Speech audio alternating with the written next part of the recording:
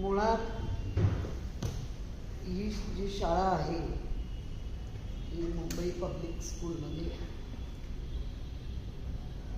पहिली ते नाही नर्सरी ते 8वी असं इयत्ता आहे आणि त्या AN सावंतमाळ तिथे होती आधी C1 कॅटेगरीमध्ये आली शाळा. तिला खरं म्हणजे त्या शाळेचं C1 कॅटेगरी झाल्यानंतर म्हणजे मला वाटतं 1920 पासूनच ते चालू होतं. 22ला आमचा कार्यकाल संपला. त्याच्यानंतर मधल्या पिरियडमध्ये जो गोंधळ घातले त्यातला हा एक मोठा गोंधळ आहे.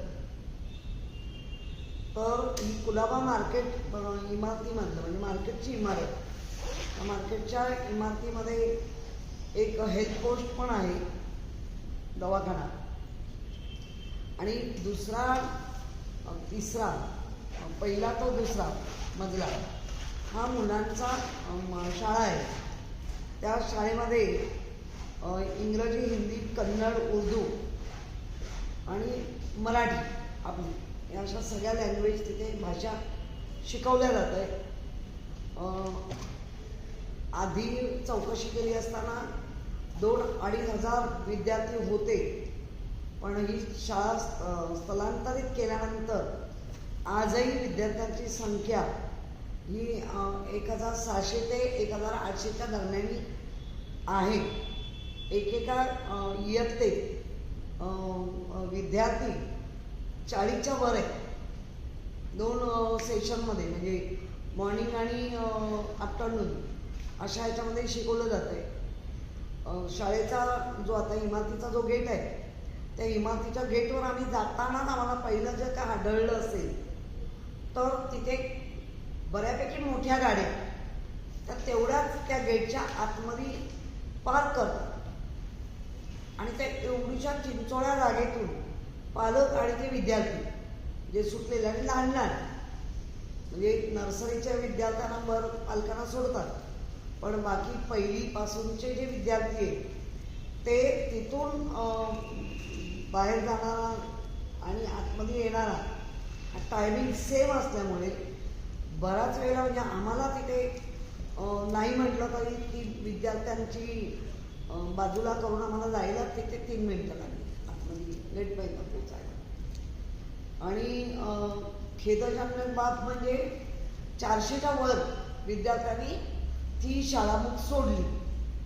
कारण आम्ही जे पाहिलं त्या माझ्याबरोबर स्वीकृत नगरसेवक साईनाथ दुर्गे यांना ती माहिती मिळाली होती म्हणून आम्ही दोघंही ते पाहायला गेलो. तिथे ज्या वर्गखोल्या म्हणजे मी जर पूर्वेकडे तोंड करून बसली आहे तर माझ्या पाठीला लावून पश्चिमेला दुसरा वर्ग चालतो. नो पार्टिशन काही नाही तिथे. म्हणजे ते 2 शिक्षक एकमेकांची तोंड बघतात, विद्यार्थ्यांची एकमेकांची पाठ आहे. म्हणजे तुम्ही जर माझ्यासोबत होता इमॅजिन करा कशी शाळा असेल बरं. ह्या चौकात म्हणजे जो एकाच ह्याच्यावर तर इथे जर 5वीचा वर्ग चाललाय पूर्वेकडे तोंड करून तर इथे 3रीचा वर्ग चाललाय पश्चिमेकडे तोंड करून, तिथे 7वीचा वर्ग चाललाय पूर्वेकडे तोंड करून, तर तिथे 2रीचा वर्ग चाललाय. म्हणजे चला एक समजू शकते 6वी 7वी 8वी या मुलांचं म्हणजे खरं म्हणजे ही समजण्याची बाबच नाही, समजून घेण्याची गोष्टच नाही आहे. ज्या पद्धतीने आणि ही कोणाच्या वॉर्डमध्ये आहे तर जे सगळ्यांना ज्ञान देत आहेत वर बसून मकरंद नार्वेकर त्यांच्या अध्यक्ष आहेत ना ते राहुल नार्वेकर, त्यांच्या आणि त्यांच्या घरातले 3 नगरसेवक आहेत. त्यांच्या वॉर्डचं आहे ए वॉर्डमधलं सगळं. आणि ज्या वर्गखोल्या आहेत, ज्या वर्गखोल्या म्हणता येणार नाही, वर्ग हॉल ओपन आणि त्याला नाही पार्टिशन ना, जे बेंचेस आहेत ते बेंचेस खरं 7वी 8वी 9वीच्या मुलांचे 8वी 9वी 10वीच्या ते लहान मुलांना देत आहेत. आणि ती लहान मुलं उभं राहून म्हणजे रायटिंग करतायत, लिहित आहेत. एका बेंचवर जेमतेम 2 मुलं बसू शकतील म्हणजे सेट पण कमी आहे. हल्ली लहान मुलं पण हेल्दी असतात. सीटचं जे पोर्शन आहे तोही कमी आहे. दप्तराला जागा नाही, दप्तर ते मागे ठेवतात, त्यामुळे त्यांना बसायला जागा नाही. मग ते उभे राहून लिहितात. बरं, उभं राहून लिहितात तर तिघं आहेत, म्हणजे जो रायटिंगसाठी त्यांना जो लिहिण्यासाठी जी जागा लागते पेस, ती जागाच नाही आहे. उद्या ते लहान मूल जेव्हा लिहिणार तेव्हा ते असं असं करत राहणार, त्यावेळी त्याचं मुळातच हँडरायटिंग बिघडणार. आणि आम्ही जेव्हा वया चेक केलं खरंच बिघडलेली होती. म्हणजे पहिलीच्याच मुलांचं तर त्यांना ती जागाच मिळत नाहीये.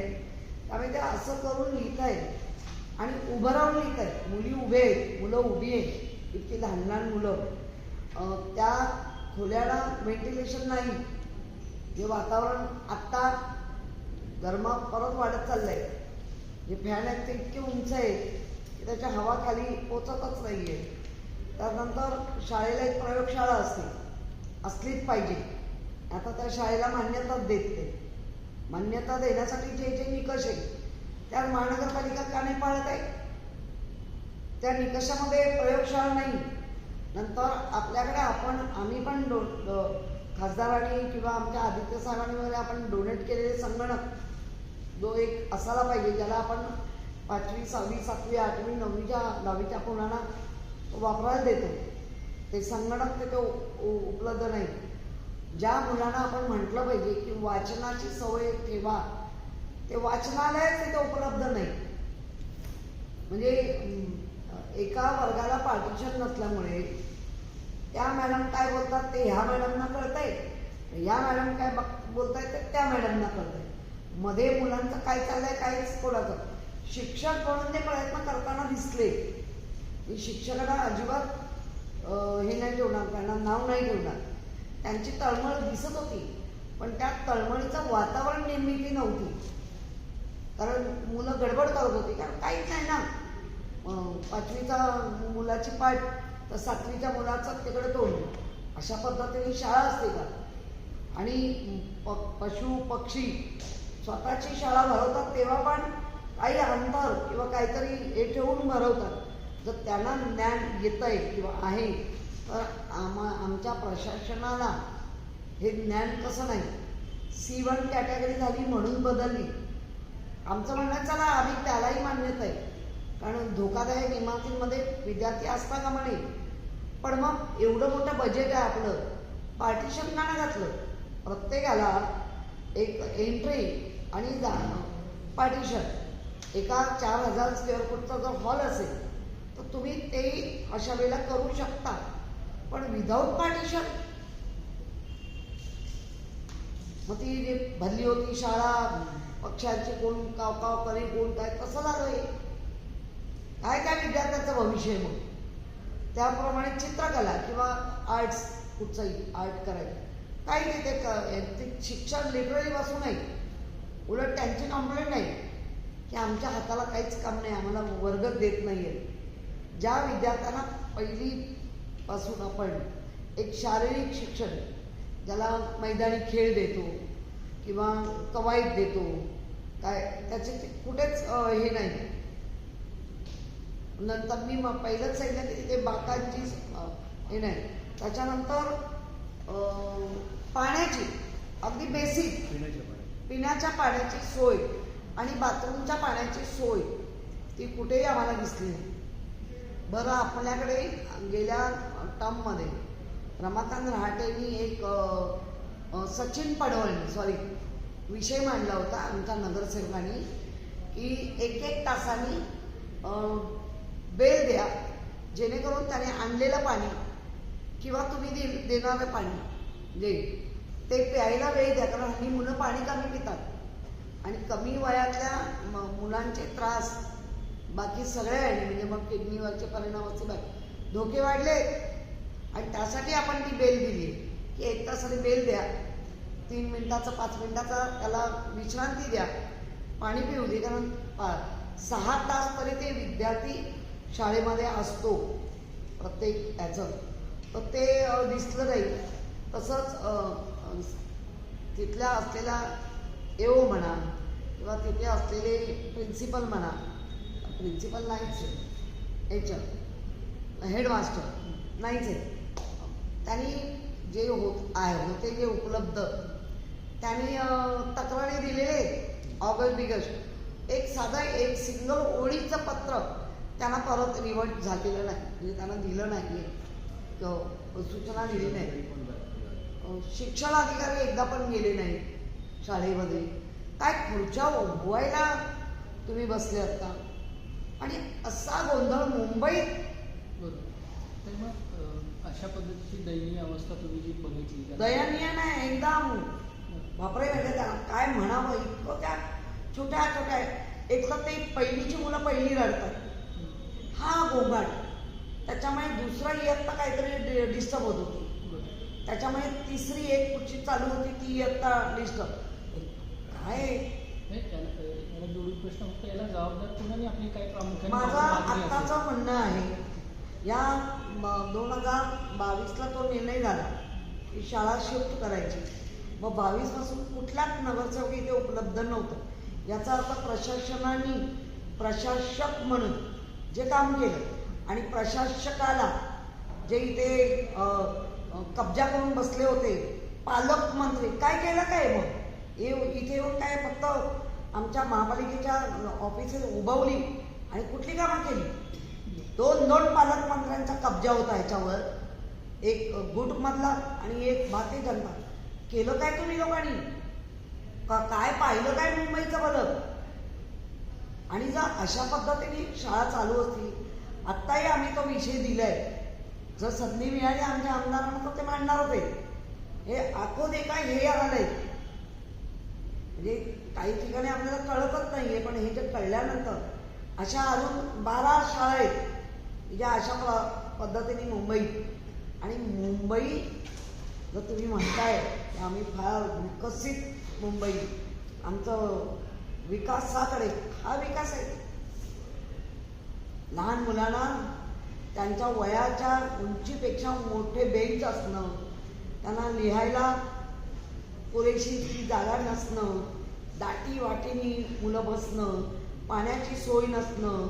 इतकी मुलं आहेत तर दोनच टॉयलेट आहेत. मग मुली आणि मुलं कसं जात असतील? याचा अर्थ असा होतो की ते आपलं टॉयलेट किंवा सुसू थांबवून ठेवत असतात. विपरीत परिणाम नाही होणार त्या मुलांच्या शरीरावरती, शरीरावर नाही सगळ्याच गोष्टींनी त्याची बौद्धिकता हे होईल, म्हणजे त्याच्यावर परिणाम होईल. पाणी पित नाही, शारीरिक परिणाम होईल. हा सगळ्या गोष्टीचं प्रशासक म्हणून जेव्हा काम करत होते, मग ते राज्य सरकार होते, 2 पालकमंत्री इथे ठिका देऊन बसलेले होते, करत काय होते?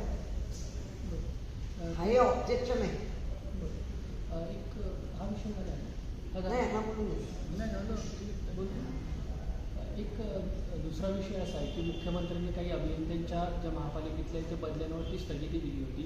दुसरीकडे असं असताना महापौरांनी मात्र त्याच्यावरती कारवाई व्हावी अशा पद्धतीचं पत्र संबंधित प्रशासनाला लिहिलेलं. यावरून नवा आकडा आपण कसं? मी याला वाद म्हणण्यापेक्षा वाद तर होणारच, याच्यामधला समन्वय नाही.